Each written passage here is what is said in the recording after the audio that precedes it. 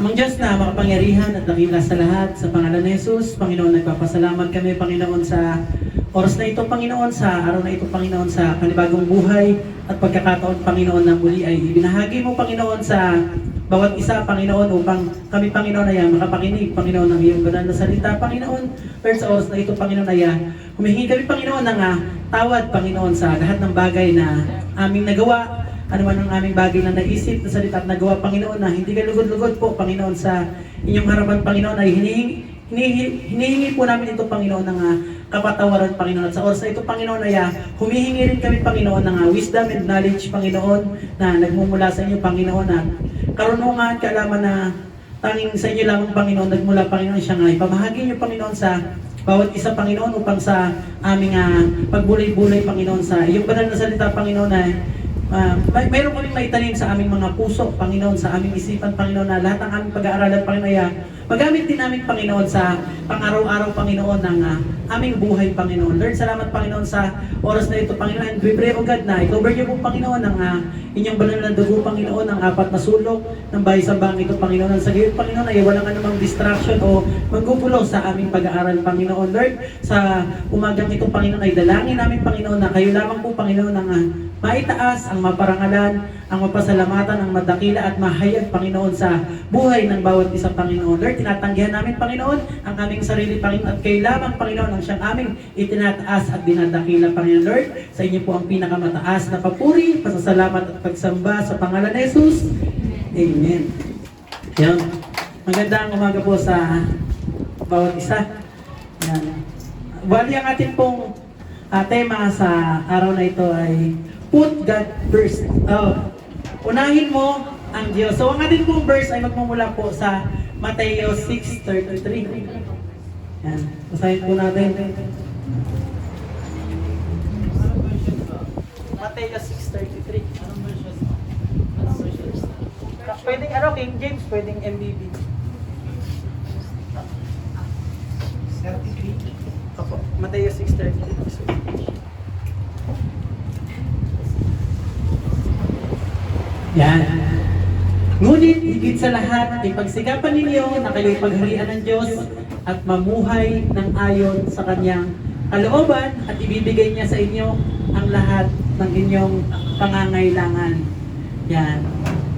Marami po sa ating mga tao na naghahanap, na humihingi, na sumusulyap ng pangangailangan ng bawat isa. Tao po kasi tayo, mga tao, syempre, marami tayong pangangailangan, marami tayong nais. No? Kung ano pa man yan, sabi po sa Bible, kung ano man ang nais mo, kung ano man yung bagay na nais mong makamit mo sa buhay mo, ito po ang sabi. Ngunit higit sa lahat ay pagsikapan ninyo na kayo'y pagharian ng Diyos at mamuhay ng ayon sa Kanyang kalooban at ibibigay niya sa inyo lahat ng inyong pangangailangan. So kung ano man po yung nais mo sa iyong buhay, kasiyahan, kagaanan sa buhay, yan, karangyan ng buhay, nais mo ng maayos na pamilya, nais mo na maging mabait yung mga anak mo, nais mo na maging mabait ka rin sa mga magulang mo, nais mo na maging masunurin yung mga anak mo, o nais mo na ikaw mismo maging mabait ka, maging matulungin ka, maging mapagbigay ka. Ito po ang sinasabi po mula po sa salita po ng ating Panginoon. Kung lahat ng bagay na ninanais mo talagang gusto mo, para po makamit mo yan, ito po yung pinaka-tumpak talaga na kasagutan. Kung ano man yung pinagpipray mo sa Lord na napakatagal na hanggang ngayon, parang hindi pa rin dumarating. Pero sabi niya kasi, kaya baka hindi pa dumarating, nagawa mo na kaya itong bagay na kanyang sinasabi na pagsikapan niyo po na kayo'y pagharian ng Diyos at mamuhay ng ayon sa Kanyang kalooban. No? Siguro marahil, kaya hindi pa dumarating, hindi pa nangyayari, hindi pa nagaganap yung mga bagay na nais mo is marahil. Baka meron pang kulang. Meron pang nais ang Diyos na maaari mong gawin. Pwede mong gawin para ibigay niya yung mga bagay na nais mo. At ito, si Lord, alam naman natin lahat na si Lord, hindi pa yan nagkakamali. Hindi pa yan nagkakasala. Diba? At pag sinabi niya, talagang ginagawa niya. Kaya kung nais mo, mayroon kang nais sa buhay yan. Put God first talaga. Unahin mo ang Diyos. At lahat ng bagay ay idaragdag niya sa'yo, no? Minsan nga kapag tayo ay nananalangin na pag tayo ay mayroong mga pagsubok sa buhay, pag meron po tayong mga problema o alalahanin, no? Ano yung pinaka-content natin sa ating panalangin? O ano yung pinaka-laman ng ating panalangin, no? Ano yung mga nilalaman ng ating mga panalangin? Lord, nasa gitna ako ng pagsubok. Lord, nasa gitna ako ng kaguluhan. Lord, may problema ako. Pwede niyo ba akong ilabas sa problemang to? No, yun yung madalas natin ng panalangin. Lord, ilayo niyo ako sa problemang ito. Pero minsan, naisip niyo po ba na ipanalangin na minsan na, Lord, kung hindi ako makalabas sa problemang ito, sa pagsubok na ito, pwede bang kayo na lang po yung pumasok? Kasi hindi po sa lahat ng oras tayo ay makakalabas sa problema. Hindi sa lahat ng oras makakalabas tayo sa mga pagsubok. Hindi sa lahat ng oras kaya nating takasan. Hindi natin pwedeng laging ipag-pray na, Lord, ilayo mo ako sa pagsubok na to. Lord, ilayo mo ako sa problema ko. Hindi po mangyayari palagi. Kaya kung maaari lang naman. Praise. Yan. Kung maaari lang naman, baka pwede mong idagdag sa panalangin mo na, Lord, pwede ba kung hindi ako makalabas sa pagsubok na to, kung hindi ako makatakas sa problema na to, pwede bang ikaw na lang yung pumasok? Kasi hindi ko kayang gampanan yung buhay ng ako lang mag-isa.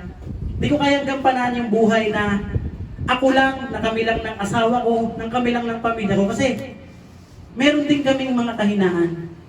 Meron din kaming mga kakulangan. Kaya pakiusap, pwede bang ikaw na lang yung pumagitna sa aming buhay? Kasi sabi mo sa iyong salita na lahat ng bagay aming magagawa kapag ikaw ay aming katuwang. Talagang totoo, pag si Lord yung gumanap sa ating buhay, talagang walang bagay na hindi tayong kayang gawin. Tandaan niyo po, ang isang Kristiyano po na ang prayer po, laging bring me out, na lagi mong ilabas. Lord, lagi mo akong ilabas sa problema. Lord, lagi mo akong ilayo sa mga tukso. Lord, lagi mo akong adya sa mga anumang suliranin sa buhay. Tandaan po natin, pag ganun lagi ang ating prayer, darating ang time na tayo po ay mapuprostrate po. Tayo po ay malulugmok po. Bakit?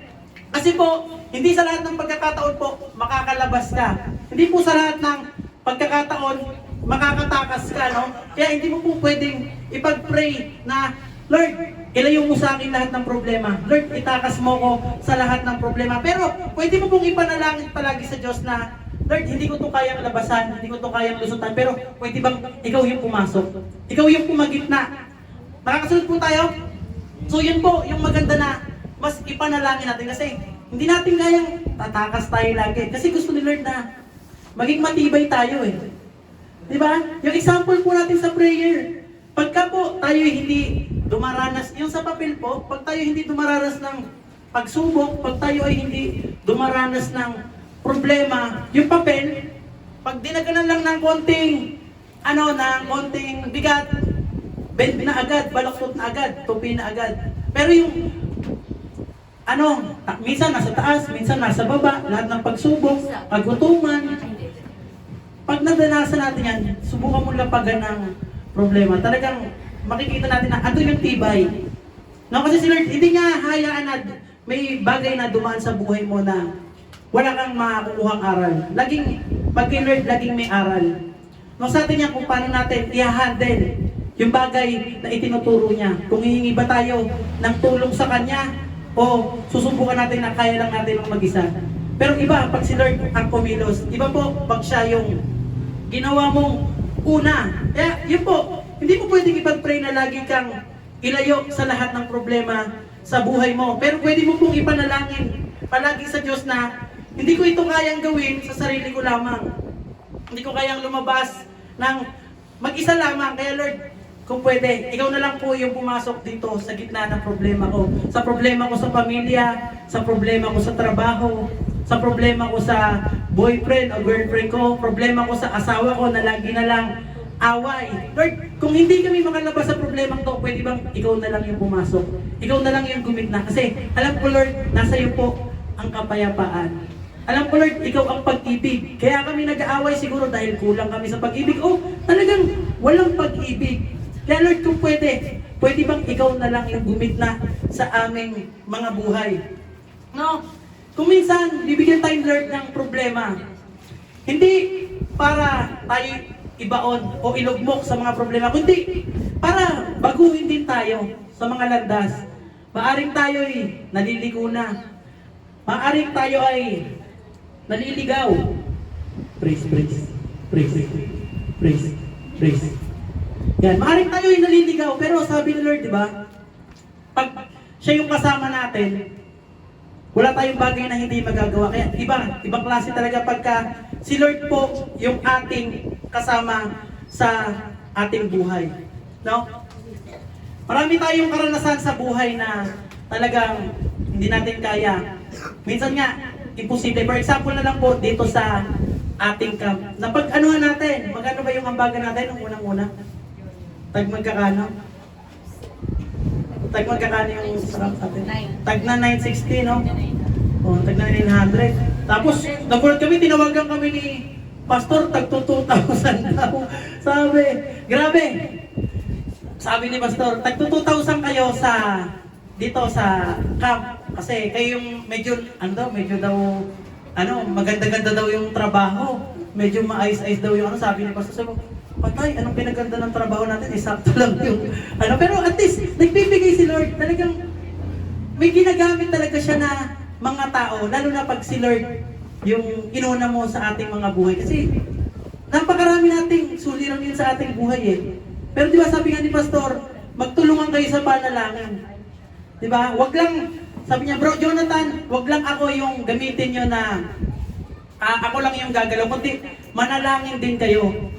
Wag lang yung tao yung gagamitin na ipag-pray nyo, kundi humingi kayo sa Lord na, Lord, hindi nila magagawa yung bagay na yun kung hindi nyo bibigyan ng pahintulot. Totoo yung sinasabi na, hindi dahil may pera ka, makakasama ka. Hindi dahil wala kang pera, hindi ka makakasama. Ang totoo po talaga doon, kung loloobin ng Diyos na makasama ka, makakasama ka talaga. Diba? Ang ating Diyos, basta totoo sa puso mo na gusto mo talaga sumama, gagawa siya ng paraan. Meron nga raw po sa Maynila na ang sabi ay wala raw po siyang kakayanan talaga. Wala talaga siyang pera. Pero nagpalista siya. Tapos, nung dating na nung bayaran, di ba nung na-open ni Ninang, sabi niya, nung pagdating na ng bayaran, sabi, ba't ka malungkot? Wala pa kasi siyang wala pa raw pambayad. Pero yun, dahil sa kalooban pa rin ni Lord yung nasunod, kahit wala siyang pera, wala siyang pambayad. Ayun, sa awa ng Panginoon, talagang nakasama pa rin yung tao. At syempre, masaya. Tapos, inaabangan ko ron yung laging kinikwento ni Pastor na parang, kung hindi ako nagkakamali, parang mambubuti yata yung magbubuti daw na napakalayo pa raw ng camp, pero nag-down na talaga siya ng pauti-uti. At yun, tapos na ba or patapos na siya maghulog? At yun, sabi ko, napakaganda kasi pwede mo siyang gamitin inspirasyon sa iyong buhay. Hindi dahil mahirap ka, hindi ka makakasama. Ang totoo niyan, basta totoo yung pananampalataya mo sa buhay, lahat ng bagay magagawa mo. Basta katuang mo. Marahil yung tao na yon, siguro nasa puso niya, put God first. Dumating siya sa problema. Siguro naisip ng tao na wala siyang pera, pero sabi ng Diyos, magtiwala siya. Talagang nagtiwala siya. Di ba? Awa ng Panginoon yun. Makakasama siya. Gustong excited na akong makita yung tao na yun, sino mo siya. Kasi talagang, ang laking niya, encouragement siya sa bawat isa. Nagiging pagpapala siya. Kasi dahil, kahit walang kakayanan, isipin mo, mambubuti. Gano'n yung kinikita ng mambubuti kumpara sa may mga kinikita na may nangangamuhan o may company. Di ba? Higit na mas siya. Pero, hindi siya basihan. Kumbaga, pag ikay sumasampalataya sa ating Panginoon, magiging may pananampalataya sa ating Panginoon, basta totoo yung nasa puso mo, si Lord ang bahala sa'yo. Di po ba? Meron ditong verse na nakalagay sa Marcos 8:36. Pakinggan nga po natin. Marcos chapter 8 verse 36 na kailangan mo ng tulong, hindi lang laging pera yung kasagutan. Kailangan mo ng tulong, hindi lang laging katalinuhan yung kasagutan. No, kasi aanhin mo lahat ng bagay na yan. Kung papahamak naman ang buhay mo, wala rin pong mangyayari. Basahin po natin. Sapagkat ano ba ang mapapala ng isang tao, makamtan man niya ang buong daigdig, ngunit mapapahamak naman ang kanyang sarili. Di po ba aanhin mo ang kaalaman na sobrang talino mo? Aanhin mo ang kayamanan na sobrang dami mong pera, pero nalalayo ka naman sa ating Panginoon. Ano ang silbi? No, pag-ingatan po natin ang ating mga buhay, kung ano man po ang ating mga ginagawa sa ating pang-araw-araw na buhay. Kasi isa lang po ang buhay natin eh. No? May nag-share sa atin na isang kapatid. Sinare niya sa Facebook, nabasa ko. Sabi ron, kaya napakinggan ko, sabi, isa lang ang buhay. Isang beses ka lang daraan sa buhay na yan. Ngayon, ano yung ginagawa mo habang ikay nabubuhay? No? Kumbaga, mag-iedad ka ng hanggang 100 years ago. Swerte mo na kung umabot ka ng 100. 100 years. Pero sa ilang taon ng buhay mo, may time ba na nagkaroon ng puwang ang Diyos sa buhay mo? Diba? Sabi po sa kanyang salita na isang beses lang tayong mabubuhay at pagkatapos ay paghuhukom. Naisip-isip ko lang na sabi sa shinare nung tao na yun na nakita ko rin na pag haharap na tayo, kung sakaling haharap na tayo sa Panginoon at tatanungin ka, ano yung ginagawa mo nung nabubuhay ka? Ano yung ginagawa mo? Kumbaga, inuna mo ba yung Panginoon? Na humingi ka sa Kanya ng trabaho, hindi mo ba napabayaan yung paglilingkod mo sa Lord? Na humingi ka sa Kanya ng marangyang buhay, nang binigay ni Lord yung marangyang buhay, hindi mo pa rin ba siya nakalimutan? Diba? Si Lord, ibibigay niya yung bagay na nais mo. Pero pag binigay niya yun, mananatili ka pa rin ba sa mga pagpapala na binigay niya sa'yo? O baka pag binigay niya is makalimutan nyo na. Naalala niyo po yung, tama ba, pastor na nagpatotoo? Ang sabi po ay, humiling daw siya sa, bibe ba yun? O itek. Sabi niya, bigyan daw siya ng, kumbaga, magiging hanap buhay niya. Binigyan siya ng itek. So, dumami. Hanggang sa, Lord, sabi niya talagang, pag dumami to, maglilingkod ako sa iyo, magpupuri ako sa iyo, ibibigay ko lahat. Ng ganon. Hanggang sa, dumami yung itik niya. Hanggang sa, wala nang magpapakain ng itik niya, sobrang dami. Lord, hindi mo na ako makakapagsimba kasi walang magpapakain ng alaga ko. Hanggang sa, pati yung buong pamilya niya na hindi na makapagsamba kasi doon na sila nakapokus sa mga, kasi nagkaroon na sila ng farm, nagkaroon na sila ng sarili na itikan. No? Ganun, sa atin, paano mo paano mo ilalagay yung katayuan mo doon sa bagay niyo? Pag ikaw ba binigyan ka Lord ng bagay na hinihiling mo, is patuloy ka pa rin bang maglilingkod sa Kanya? Pag binigyan ka niya ng magandang trabaho, uunahin mo pa rin ba siya? Pag binigyan ka niya ng maraming kaibigan, hindi mo ba makakalimutan si Lord? No? O kahit sabihin natin sa problema, pag dumating yung matinding problema mo sa buhay, si Lord pa rin ba yung una mong tatawagin o una ka nang lalapit sa doktor? O hingi ka na lang ng tulong sa mga kamag-anak mo na bigyan ka kagad ng pera na kinakailangan pinansyal? Diba? Hindi mo ba dapat mas unahin natin na, Lord, tulungan niyo po ako sa pagsubok na to. Kaya po nang sabi kanina, hindi man ako Lord makaalis sa problemang to, hindi man ako makaalis sa pagsubok na to. Pero Lord, pwede bang ikaw yung tumulong sa akin para palagpasan ang pagsubok na to? Huwag mong ipag-pray na, ilayo ka. Ang ipag-pray mo, samahan ka ng Diyos. Para mas lalo kang tumibay. Kasi tayo, mga bata pa tayo, wala pa namang sobrang may edad sa atin dito. Kaya sila, tatay po pa lang naman niya kasi sila tatay. Siguro, hindi pa naman, may 60 na po ba? Si tatay may 60 years old na. O, wala pa. No, hindi pa talaga tayo sobrang edad pa. Ngayon, kung ano man yung dinaranas natin sa buhay, sa dami ng pagsubok, iba talaga pag si Lord yung kasama natin. Kasi yung tagumpay, iba. Kahit nasa gitna ka ng problema, iba yung problema. Bakit? May kapayapaan po.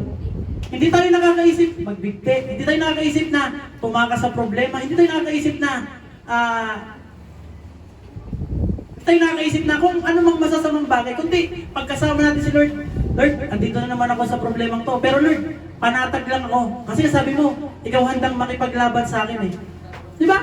Sabi niya sa Exodus 14:14 na ang Diyos ang handang makipaglaban sa inyo. Kailangan niyo lamang pumanatag. Pumanatag lang kayo. Be silent, sabi po. Pag si Lord ang hiningan mo ng tulong, huwag kang mangamba. Di po ba? Kumbaga parang yung ibang tao mas tiwala pa nga sa waiter eh. Di ba alam naman natin yung waiter na hindi naman tayo kilala ng waiter, hindi rin natin siya kilala, pero pag umorder ka, nag-aantay ka na may darating sa'yo. Di ba ba? In-order mo pagkain, isa sa pinakamasarap sa restaurant. Umorder ka, nag-aantay ka sa lamesa, hindi mo alam, hindi mo kilala yung tao, hindi ka kilala yung tao, pero naniniwala ka, pupunta yung tao doon sa pwesto mo.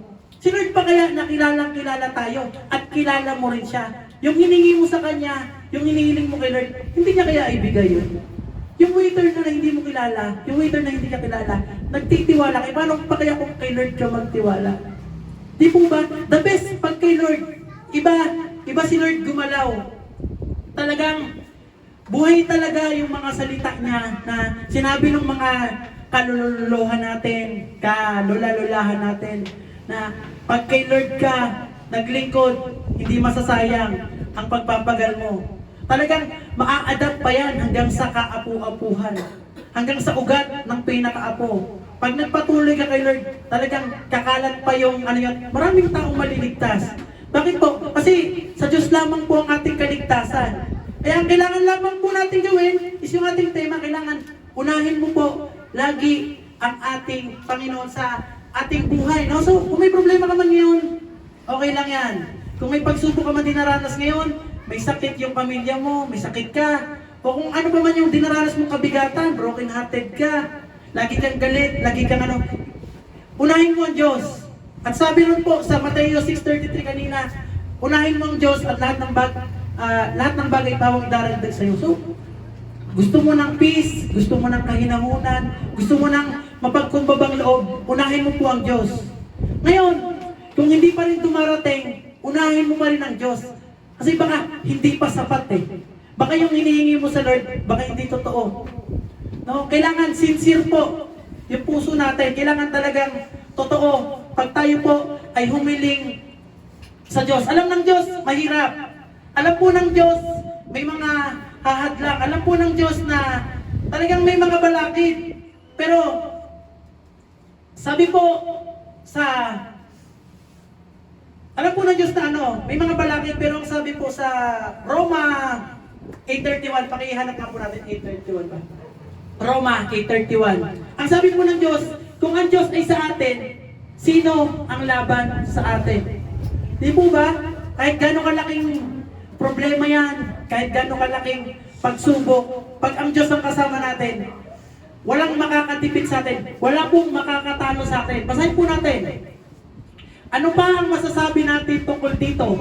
Kung ang Diyos ay panig sa atin, sino ang makakalaban sa atin? Hindi po ako nagsasalita niyan. Ang Diyos po, walang sino man na kayang makatalo sa atin kahit problema, anxiety, depression, kalituhan mo sa buhay. Yan, nai-stress ka na sa mga trabaho mo, sa mga katrabaho mo na kala mo, boss, kung kumasta. Yan, hindi talaga mawawala yan. Pero, unahin mo ang Diyos. Marahil, nagpipray ka. Lord, pahabain mo pasensya ko. Pero napapansin mo, lalo mang nilalagay sa mas magulo, sa mas mahirap na sitwasyon. Kasi nga, baka yun na yung panalangin mo. Tinuturuan ka ng Diyos na mas humaba yung pasensya mo. Lord, eto na ba yung panalangin ko na sabi mo, Lord, maging mahinahon ako lalo, pero mas binigay mo ako sa mas maingay, sa mas magulo, sa mas mahirap. Lord, baka ito na yung panalangin ko kasi mas nakukuha kong magtimpe, mas nakukuha kong magtiyaga, mas nakukuha kong maging mahinahon. No, salamat sa Diyos kasi binibigyan niya tayo ng karunungan at kaalaman.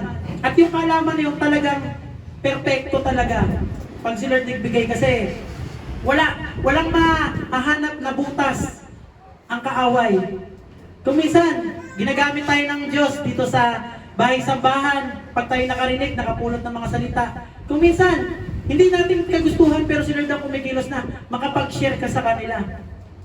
Kung minsan ginagamit ako ng Diyos sa truck, siyempre tatatlo lang kami. Wala silang kawala. Pag ako nagsalita ng patungkol sa Panginoon, talagang sabi ko, dito hindi naman relihiyon ang pinag-uusapan. Dito hindi relihiyon. Hindi ko sinasabi na umanib kayo. Kumbaga, kung magkaroon lang kayo ng kasiguraduhan na saan mapupunta ang buhay mo, ang ikalawang pamumuhay mo, pag ikay namatay. Di po ba?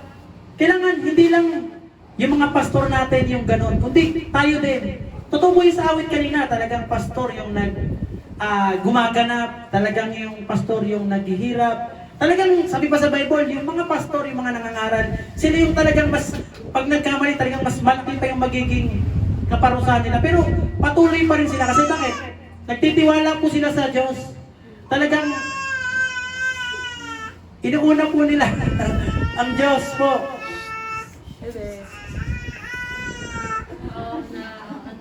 Kargain mo na. Yan, pag si Diyos po, pag si Lord po yung ating inuna, talagang iba. Iba po yung dating, iba po yung impact, no? Pero po, tanda natin, habang nagpapatuloy ka, huwag mong kakalimutan po na mag-look back. Ano look back po yun? Huwag mong kakalimutan na lumingon ka po sa iyong pinanggalingan. Ito, konting trivia lamang po. Alam niyo po ba yung squirrel? Yan yung parang daga na maliit. Parang kamag-anakan ata ng daga. Yan, squirrel, no?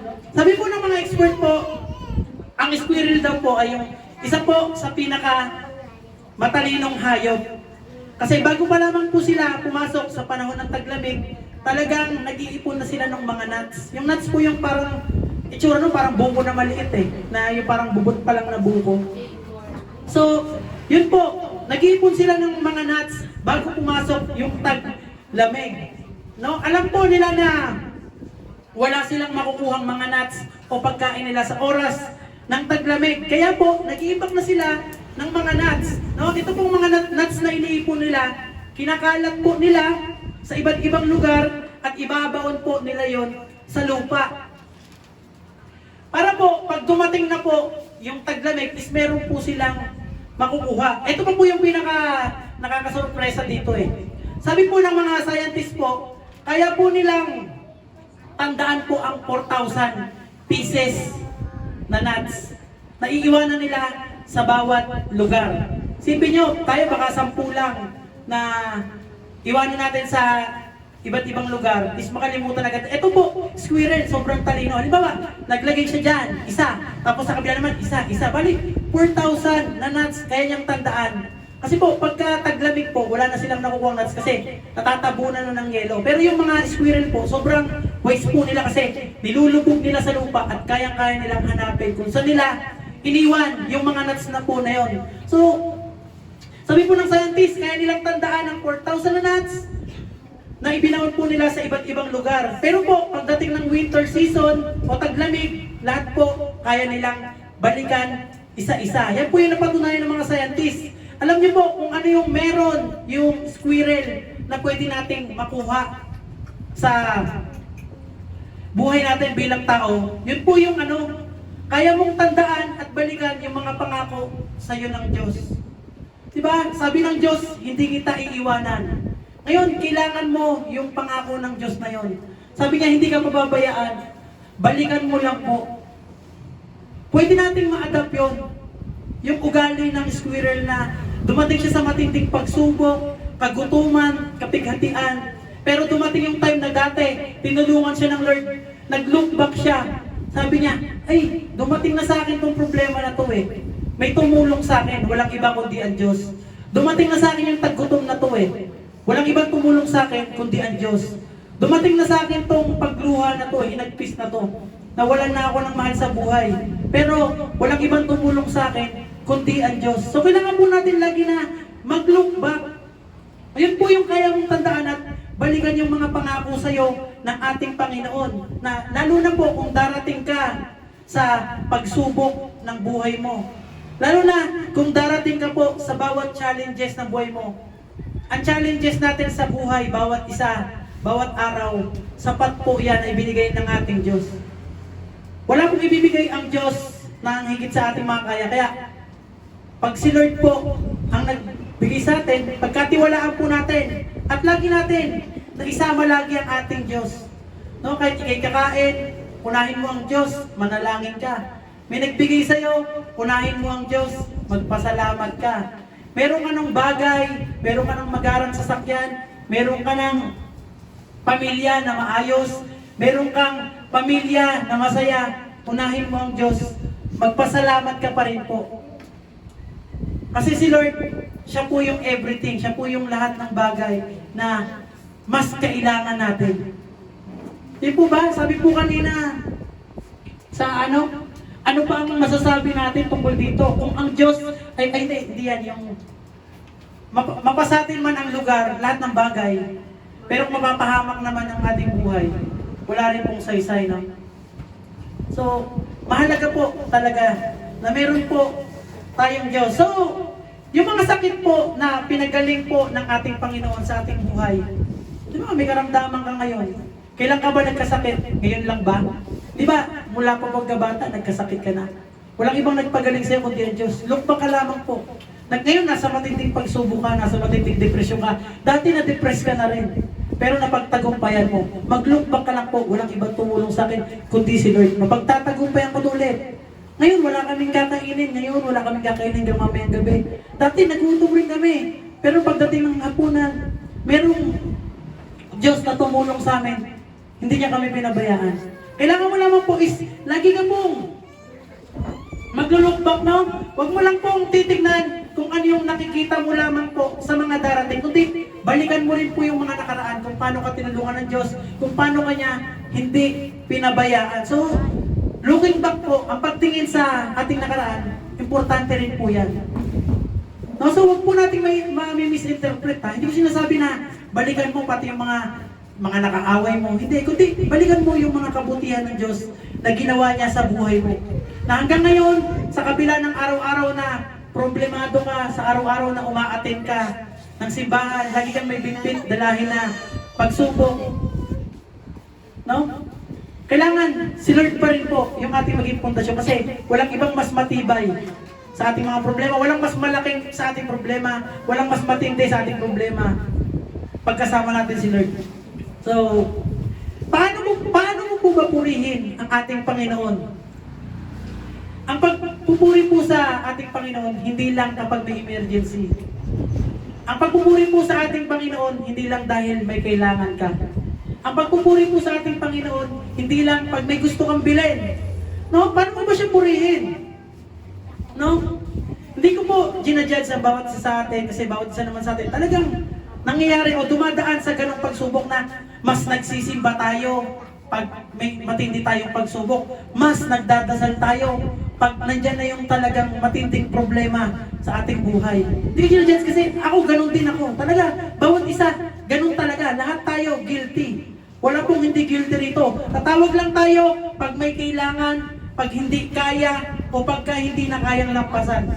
Ganon po yung kadalasan talaga na nangyayari. Pero sino po rito yung nakapansin na kapag may problema na grabe talaga, grabe tumawag sa Diyos, talagang umiiyak pa, no? Pag puno-puno ka ng blessing, nasasabi mo, Lord, salamat kasi binigyan mo ko na naman ng biyaya, bagong blessing na naman, bagong pagpapala na naman. Thank you, Lord. Sa wakas, nakamit ko na yung gusto ko, yung pangarap ko, yung mga nais ko, yung mga hangarin ko sa buhay. Pero pag may problema ka na sa buhay, Lord, grabe talaga yung ano mo, talagang umiiyak ka pa, humahagulhol ka, umiiyak ka pa talaga, tapos yung luha mo, kabilaan. Di ba? Kaya minsan hindi ka na mapapaisip kung bakit talagang si Lord, ibibigay ka talaga niya sa matinding pagsubok eh. Hindi lang basta pagsubok, kundi matindi. Kasi marahil doon ni Lord mas nararamdaman yung talagang pagtawag mo sa Kanya. Di ba na, Lord, kunin mo yung kalahati ng buhay ko, ibigay mo sa Kanya. Mabuhay lamang siya. Ganun tayo pag-uwi, pero pag si Lord, puro blessing binibigay sa atin, Lord, thank you, salamat. Tapos parang ano ka pa, yung sayaw ko, tapos sana magtapos na itong prayer ko kasi gagawin ko na, o hawakan ko na, o isusuot ko na yung mga bagay na binigay sa akin. Pero pagka grabe ka, talagang pagsubok na yung pinag-uusapan, Lord, lagi na ako magsisimba. Lord, bigyan niyo lang ako ng mahaba pang buhay. Talagang maglilingkod na ako sa inyo. Lord, talagang buong buhay ko, ilalaan ko sa inyo. Lord, hindi na ako absent sa pagsisimba sa iyo. Lord, kahit gabi, mananalangin ako, magbabasa ako ng Bible. Pero pag nabigay na ni Lord, doon na tayo nagkakaroon ng problema.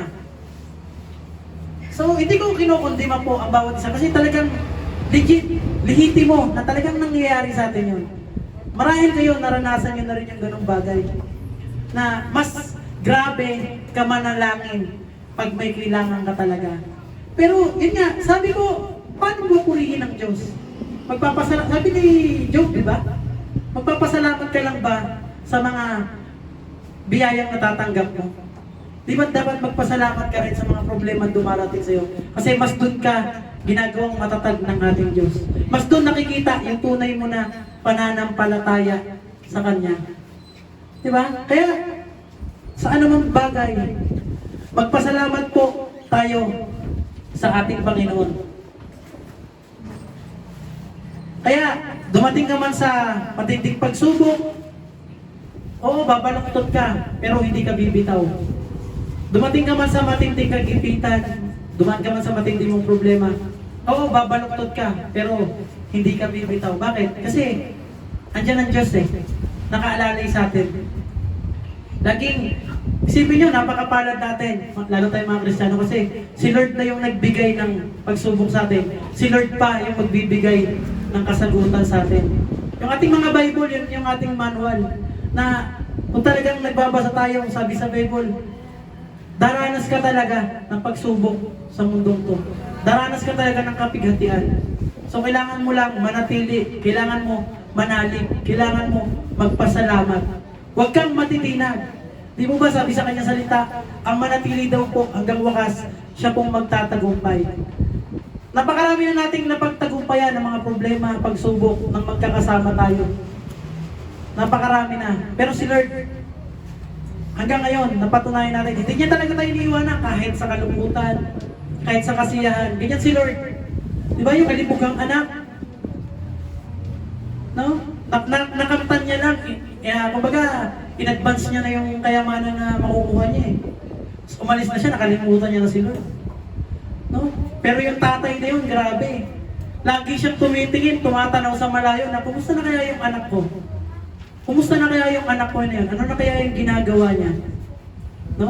Nagsisimba siya palagi, pero yung puso niya nasa akin pa ba? Lagi siyang umaattend ng mga gawain, pero totoo pa ba yung pagpupuri niya sa akin? Pag kumakanta siya sa akin, talagang nasa puso niya pa ba? Pagka nagme-mensahe sa akin yung anak ko, talagang yung mensahe na yun, galing ba talaga sa akin? Diba? Iba si Lord pagka, di ko lang alam kung talagang totoo, wala pa akong na verse pero sa palagi ko, maraming totoo naman na ang Diyos talaga natin is talagang nalulungkot talaga pag tayo naliligaw sa Kanya, pag nalalayo tayo ng landas.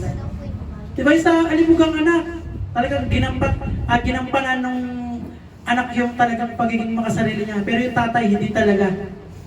Talagang kahit ano yung ginawa, hindi niya na tinignan, binigay niya na yung parte ng anak Pero nakita niya yung anak sa malayo, nagbalik loob, humingi ng tawad, nagsorry sa Diyos, nagsorry dun sa tatay, tinanggap ng ama. Ganun din tayo, na kahit tayo nagkakasala kay Lord, na pag tayo ay nagkakamali, tayo naliliko, hingi tayo ng tawad kay Lord, kahit gano'n pa tayong katagal na walay sa Kanya. Mga mahal natin sa buhay, panalangin natin na kahit parang meron silang na medyo naliliko sila ng landas dahil sa simbahan may toxic. May kasama na toxic na may ugaling hindi maintindihan, kaya hindi nagsisimba kasi may ayaw silang makita. Paalala natin na hindi tayo nagsisimba dahil sa mga tao. Nagsisimba tayo dahil ang Diyos natin pinaglilingkuran, dapat nating papurihan. Yun po yung buo nating katungkulan, kailangan nating paglingkuran ang ating Diyos. Diba? Kailangan meron tayong pag-ibig sa isa't isa. Kung meron man, walang perfecto, alam naman natin na walang perfecto. Hindi mo pwedeng aliin sa sarili mo na matuwid ka. Kasi sa Bible po mismo sinabi, wala raw matuwid, wala ni isa. Pag sinabi mo na matuwid ka, sabi rin ulit sa Bible, dinadaya mo ang iyong sarili. Walang matuwid sa atin, kaya si kapatid mo sa Panginoon, kapatid mo sa bahay, magulang mo nagkasala, Pwede ka magalit, pero huwag kang magkakasala. Di po ba? Ultimo ang ating Panginoong Jesus, nagwala, di ba? Nagalit siya. Pero paano yung sinasabi na huwag magkakasala? Huwag mo siyang gagantihan. Di ba? May nagawa siyang mali sa'yo. Huwag mo siyang babawian. Patawarin mo siya. Kumbaga, mabigat, mahirap, lalo na sa una. Pero pag nagawa mo sa unti-unti na, pinatawad mo siya sa unang beses. Sa pangalawang beses, nagawa mo ulit. Sa pangatlong beses, mahirap pa rin, pero andun, yung kurot sa puso mo na, Lord, eto pala yung sinasabi mong maluluha ka na lang. Ito, patuto ko rito, napatuto ko na ito sa may pabrika. Talagang, as in, minumura pa ako. Sabi sa akin, ang tanga-tanga mo. Sabi sa akin, ang tanga-tanga mo. Siya na yung mali mababangga ko na siya kasi, tricycle yun, tricycle driver din kasi yung mga kuya ko tsaka yung papa ko. Sabi sa akin, ang tanga-tanga mo. Sabi yung gano'n. Binusinahan ko siya kasi masasalpo ko siya. National Highway, tapos siya yung tatawid ng hindi man lang tumitingin, wala man lang liko, kaliwa, kanan, diretso, walang gano'n. Basta labas lang siya. Siyempre ako, bubusina ako para tinutulungan ko siya na malaman niya na paparating ako. Ngayon, sinabayan niya ako ng takbo. Nagsalita siya ng Ilocano. Sabi niya, ibang lingwahe. Kasi ano ibig sabihin nun? Kasi nakangiti siya eh. Sabi niya, ang tanga-tanga mo. Sabi niya sa akin. Tapos sabi ng mga kasama ko, babae mo boss, banata natin yan. Walang iya eh, siya na nga yung nakaperwisyo, siya na nga yung mandadamay. Tapos siya pa, yung may ganang magalit, babain mo. Pero ang ano sa akin ng Holy Spirit noon, sabi sa akin, huwag mo nang patulan. Kasi walang mangyayari. Meron kang pamilyang naghihintay. Meron ding pamilyang naghihintayan. At isa pa sa pumasok sa isip ko, paano kung sa mga magulang ko, sa mga kuya ko mangyari yan? Naupakan ko mag-isa, walang kalaban-laban. Diba? Madaling gumante, madaling pasukan yung gulo. Madaling, lalo na sa mga kalalakihan, madaling maghigante. Pero ang tanong doon, nakakalugod ba sa Panginoon? Lalo na't ginagamit ka niya sa kanyang gawain, tumutugtog ka, umaawit ka, nagmimensahe ka. Tapos, paano ba ma-adapt ng tao yung ginagawa mo rito sa loob ng simbahan? Diba? Kasi kung ano yung ating ginagawa, kung ano yung lumalabas sa bibig natin, yun yung nasa puso natin eh. Pag tayo pabukso-bukso, talagang mangyayari talaga na maliligo tayo ng landas. One time pa sa Kabuyaw, pinagsisigawan yung kasama ko. Ako naman to si driver. Siyempre, pinagtanggol ko naman yung kasama ko. Pero sa maayos na paraan, sabi ko kung maaari po, huwag naman kayong sumigaw. Sinigawan din ako, sabi na, gusto ko sumigaw eh. Ganito talaga boses ko. Wala kayong magagawa. Ginawa ko, pumahimig ako, huminga ako ng malalim. Sabi ko, Lord, ganito pala. Ang hirap magpigil, totoo. Ang hirap magpigil. Ang hirap na hindi gumante. Ang hirap na hindi mo babalikan ng masamang salita yung tao na kahit minumura ka na. Sabi mo lang sa kanya, huwag kang magmura. Babalikan ka ulit ng mura, masamang salita. Diba? Ngayon sa gawin mo, mananahimik ka lang kasi ayaw mo na may magawa ka na talagang hindi magandang resulta. Ganun pag na kay Lord. Pero hindi dahil na kay Lord ka, accepted ka sa problema. Hindi dahil na kay Lord ka, hindi ka na magugutom, hindi ka na mahihirapan. Hindi dahil na kay Lord ka, hindi ka na daranas ng mga pagsubok, hindi ka mawawala ng mahal sa buhay, hindi ka na mawawala. Pero kaya nga nang sabi kanina, isa lang ang buhay mo, so ano yung ginagawa mo habang nabubuhay ka? Diba? Pag pumunta tayo sa sementeryo, iba't ibang edad yung makikita natin. May mga mas bata pa sa atin, may mga triple ang edad sa atin na mas mataas. Kaya meron araw pa lang, binawian ng buhay, nasa sinapupunan pa lang, nakikita mo sa sementeryo yung mga edad. Iba-iba. Ngayon ikaw, sa anong edad ka kaya mapupunta sa ganong kalagayan? Sa ayaw mo sa gusto, darating tayo sa ganon eh. Sa ayaw mo sa gusto, darating tayo sa ganon. Pero ang tanong doon, ano yung ginagawa mo habang nabubuhay ka? Kalugod-lugod ba sa Panginoon? Diba? Sabi sa atin, maging mapagtipi tayo, maging mapaghintay tayo, maging matalino tayo na gaya ng ahas, maging maamo tayo tulad ng isang kalapate. Sabi sa kanya salita na Huwag tayong tumulad sa sa limang hangal. Doon tayo sa limang matalino.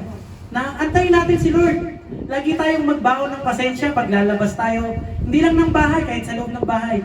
Magbaon tayo ng mahabang pasensya. Yan talaga yung problema sa atin ngayon, lalo sa panahon ngayon. Mainit ang panahon. Tapos grabe pa yung mga kinakain natin. Talagang high blood talaga, presyon, aangat talaga.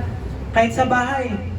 Minsan nakasanayan mo ng manigaw, nakasanayan mo ng sigawan ka. Pero kailangan mo pa rin talaga, unahin mo pa rin ng Diyos. Unahin mo pa rin ng Diyos. Di ba sabi ng Diyos sa kanyang paghihiganti? Di mo kailangan gumante. Isa yun sa mga bagay na naiyak ako na, Lord, sabi ko, nasigawan ako, namura ako. Hindi ko kailangan gumante kasi sabi mo, sa'yo yung paghihiganti, ikaw yung maghihiganti para sa akin. Pero sa akin, sabi ko, dahil sinabi mo na sa'yo paghihiganti, alam ko naman na hindi ka maghihiganti basta-basta. Kasi galit ka lang naman sa taong ayaw sa'yo. Pero sa mga taong nagkakamali, hindi ayaw ng Diyos sa taong nagkakamali kasi nagkamali lang sila. Isa rin tayo sa mga tao na nagkakamali. Isa rin tayo sa mga tao talaga na hindi perfecto. Talagang nagkakamali tayo, totoo yan. Talaga, kaya mararanasan talaga sa buhay na mabibigo tayo. Pero sabi ni Lord, unahin mo ang Diyos. May nagmura sa'yo, may nanligaw sa'yo. Unahin mo ang Diyos, nagugutom ka, unahin mo ang Diyos. May blessings ka, may mga blessings na dumarating sa'yo. Unahin mo ang Diyos. Ganun si Lord kasi kaya gusto niya na unahin mo siya. Kasi kahit dumarating ka sa pagsubok, alam niya na hihingi ka ng tulong sa Kanya. Sabi niya tumawag kayo sa akin, kayong nabibigatan, kayong mga napapagal, kayong mga nalulungkot. Tumawag kayo sa akin, bibigyan ko kayo ng kapahingahan. Sa isang baso ng tubig, pag puno na yan, yung tubig na yan, kailangan bawasan mo yan para maripilan. Ganon din sa atin. Pag parang puputok na tayo sa problema, pag parang bibigay na tayo sa lahat ng pagsubok, pag tayo'y punong-puno na parang gusto mo nang gumantay, gusto mo nang manakit, ibigay mo kay Lord kasi sabi niya, put God first. Manalangin ka muna, ibigay mo sa Kanya. Kumbaga, isalin mo sa Kanya, Lord, ang bigat ng loob ko, sa'yo na to. Ayun, pag empty na ulit, yun naman ang puso mo, si Lord naman, papalitan yan. Pag-ibig, kapayapaan, pagmamahal, pagtatagumpay, kabutihan, ibibigay sa iyo ni Lord. Kaya huwag mong hahayaan na laging puno yung puso mo ng mga bagay na negative. Okay, sabi Lord, put God first. Unahin mo ang Diyos. At ang sabi niya, ito lang, huwag niyo lang ma-misinterpret. Sabi niya, pag hihingi kayo sa akin, hingi kayo ng kapatawaran, patawarin niyo muna yung mga taong nagkasala sa inyo. Kasi gusto natin na patawarin tayo ni Lord. Pero ang tanong, yung taong nagkakasala sa iyo, taong nananakit ng puso mo, ng damdamin mo, nakuha mo rin bang patawarin? Diba? Sabi po ng Panginoon, pag kayo'y maghahandog sa akin, no? At meron kayong kagalit, iwanan niyo muna yung handog niyo. Humingi ka muna ng tawad sa taong nagkasala sa iyo. O kung ikaw man yung nagkasala, humingi ka muna ng tawad. Para maging katanggap-tanggap yung blessings, yung alay na ibibigay mo sa Panginoon. Ganun po. Hindi lang basta, ikaw lang yung hingi ng hingi. Ikaw lang yung laging may favor. No, kailangan matuto ka rin magbigay, matuto ka rin magpatawad. Maging natin yung sa baso ng tubig. Huwag laging puno. Ay naku, puno-puno na ako sa'yo, galit na ako sa'yo. Hindi ako exempted Nangyayari din sa akin yun. Pero sabi ni Lord, kailangan para maripilan, kailangan itapon mo yung itapon mo yung hindi mo kailangan. Ang gamitin mo lang yung mas kailangan mo. Kung masama yung puso mo, Lord, say na to, ayaw mo na ito, kasi ayaw mo na ito. Ang gusto mo, Panginoon, yung kalugod-lugod sa iyo. Paano ako magiging kalugod-lugod sa iyo? Tinatanggihan ko yung sarili ko, Panginoon. Ano man yung mga bisyo ko, ano man yung mga vices ko na hindi ko na pagtatagumpayan, alam kong hindi ito maaalis. Talagang hindi maalis. Maalis mo, 1 month, 2 months, 3 months. Pero babalik ulit yan. Pero pag si Lord nagtanggal, at totoo, sincere sa puso mo, na sinuko mo sa Panginoon, maniwala po kayo lahat, talagang Ano yan? Lifetime. Pag si Lord ang nagtanggal ng mga bisyo mo. Ano man yung kinahihiligan mo ngayon, kung ano man yung mga bagay na hindi ka lugod-lugod sa Panginoon. Kahit minsan, subukan din natin maging mapagkumbaba. Hingin natin kay Lord kasi, di ba? Sabi po, lahat ng bagay magagawa natin pag si Lord yung kasama natin. Kaya natin yan. No? Isuko natin sa ating Panginoon. Si Lord, tutulungan tayo yan. Si Lord, hindi tayo niyan pababayaan. Gusto ni Lord, kaya niya tayo dinadala sa mga pagsubok, kaya niya tayo dinadala sa mga problema. Gusto niya maging flexible tayo. Na para dumating man tayo sa mga mas patindi pa na dagong ng buhay, kaya natin gumalaw sa pagsubok. Alam na natin kung saan tayo tatakbo. Alam na natin kung sino yung lalapitan natin. Walang iba kundi ang Diyos kasi siya po yung Diyos mula noon, ngayon, at magpakailanman. Kaya sikapin nyo na laging lalabas sa bibig nyo ang salitang totoo ang Diyos. Na Diyos ang buhay. Hanggang sa inyong mga pamilya, para sa ngayon, ma-adapt rin nila, hindi lang kayo, hindi lang tayo, hindi kaligtasan, kundi yung mga tao rin na hindi nakakaalam. Ngayon, ayaw kanilang paniwalaan, okay lang. Basta ang mahalaga, magampanan mo yung tungkulin mo. Nasyaran mo rin sila ng salita. Hindi naman nila kailangan na umanib sa atin eh. Hindi naman nila kailangan na magbago ng religion. Kailangan lang nila yung pagkakilala sa Panginoon. Na isuko nila kung ano man yung meron sila. Humingi sila ng kapatawaran sa Panginoon. Tanggapin nila Diyos na Panginoon na tagapagligtas. At yun, si Lord, siya po ang bahala sa atin.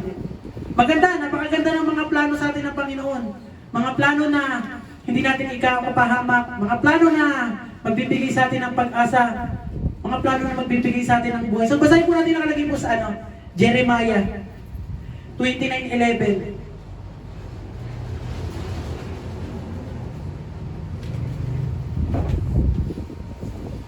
Last verse na po yata yan. Marami kang nais sa buhay eh. Hindi lang ikaw. Tayo, ako. Yung mga pamilya natin. Maraming nais sa buhay yan. Pero put God first. Unahin natin ang Diyos. Pero tandaan natin na hindi dahil hindi dumadating sa atin is wasted na. Hindi dahil hindi dumating sa atin is bad trip na. Hindi ganoon. May mas maganda pang plano si Lord. Kaya hindi pa dumarating yan. So basahin po natin. Nakalagay sa Jeremiah chapter 29 verse 11. Sapagkat batid kong lubos ang mga plano ko para sa inyo. Nagsasalita po rito ang ating Diyos.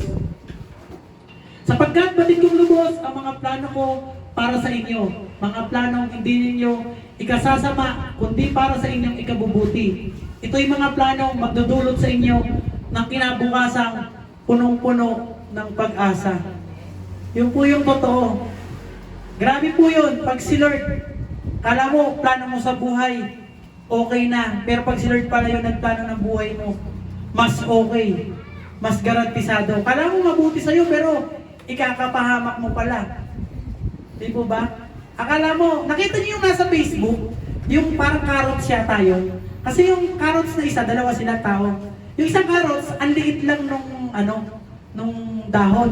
Ngayon, yung bunga niya pala sa ilalim, sobrang laki. Yung isa naman carrots, parang talahib yung dahon. Yung pala yung bunga niya, ganun. Ngayon, isa tuwa-tuwa.